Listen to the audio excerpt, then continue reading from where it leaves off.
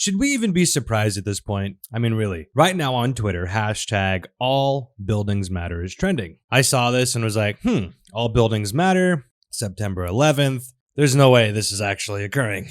Well, check it out. All buildings matter hashtag is a trend as a point of comparison for the All Lives Matter crowd. It reads, as people commemorate the anniversary of the September 11th attacks, some are linking the tragedy to the numerous deaths of black men and women at the hands of police, suggesting that the outrage or heartbreak felt in regard to the 9/11 terrorist attack should, in some way, carry over to tragedies of police brutality. To drive the point home, saying all lives matter when another black person is killed by police feels akin to saying all buildings matter in response to the destruction of the World Trade Center. Here's the difference. When you look at all lives matter, it's basically saying the Black Lives Matter slogan is ridiculous. When you look at the data, there are more whites shot by police every year than black people.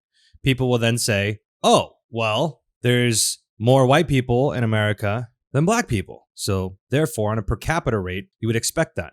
That's a good point. But then you have to ask the question, well, how many people interact with police officers in order for this to occur? Being shot by police does not occur unless you interact with them. That's just how it works. So then you look at the crime stats and you realize that over 53% of the murders in the American population are carried out by black Americans. So the question is, if 13% of the population, and then also there's another statistic that you can find where roughly it was over almost 90% of murders are committed by males, either white or black. So 13% of the population is black, 13.5% roughly. So half of that, because it's about 50% men, 50% female, and any ethnicity. So 50% of 13%, so 6.5% of the population commits over 50% of murders. There's over 1.2 million crimes, violent crimes committed every year, and over 240 million calls to law enforcement.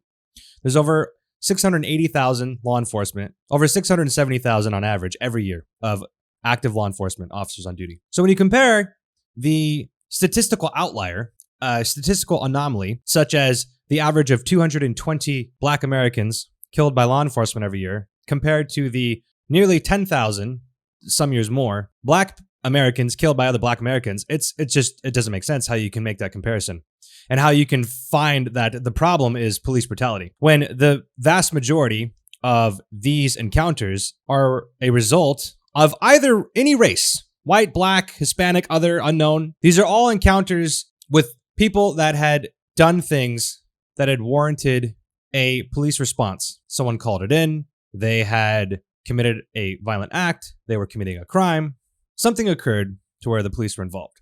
So now you go back to all buildings matter. Saying all buildings matter to 9/11 is very different. When you look at 9/11, it was an Islamic terrorist attack on the United States as a retaliation to what Americans had done in these other countries, and this was their retaliation against the Americans and our culture. It was a terrorist attack that took the lives of innocent people that had no involvement in crime. Over 3,000 American lives were lost, and it was a very specific incident with a very specific place in history, and it has nothing to do with all buildings matter. A terrorist attack on the nation against Americans on two buildings that were very prominent as they stood the tallest buildings, and they represented our financial hub as an economy. Very symbolic and very calculated. When you look at police violence, it's usually on criminals, people that were committing felonious acts, self-defense, or people not cooperating with law enforcement that resulted in officers fearing for their lives. And then when you look at the data,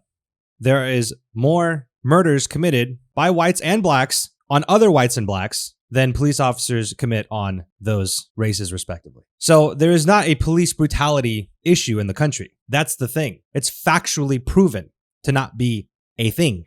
So to sit here and say that, oh, well, this is our callous way of getting back at you for saying all lives matter, just shows your lack of ability to think reasonably or have a critical analysis of anything. It's not the same. The logic doesn't flow. The comparison is just not accurate. It's really disrespectful, and it's sad that you live in this country and you're willing to compare the attacks of September 11th as an American to a statistical anomaly such as police fatal shooting encounters in the United States. I don't understand it. And the fact that this would be trending on Twitter is just, it blows my mind, especially on 9/11. I mean, that's the point, right? But all buildings matter has nothing to do with Black Lives Matter or All Lives Matter. All Lives Matter is basically a way of saying, hey, all lives matter, because the Black Lives Matter is movement is pushing a narrative that is false. It's based on a false premise. There isn't an issue.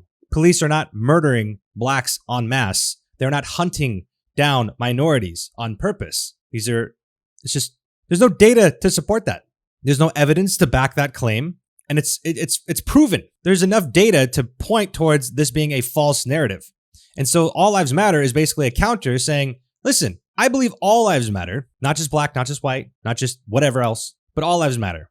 All lives being affected. Any tragic loss of life is a tragedy regardless of who it is. But the left will have you believe that no, you belong into a certain group and therefore you need to be identified with your group identity. And we will judge you based on that box we put you in. Not on the individual characteristics of you, not what individual ideologies you hold. There's no nuance. It's basically all or nothing, and you fit into this. So by saying all lives matter, you're somehow racist by admitting that all lives matter because you don't agree with their narrative. Which, why should you? Why would you agree in something that's provably false? Doesn't make sense. I don't like living by lies. That's the thing.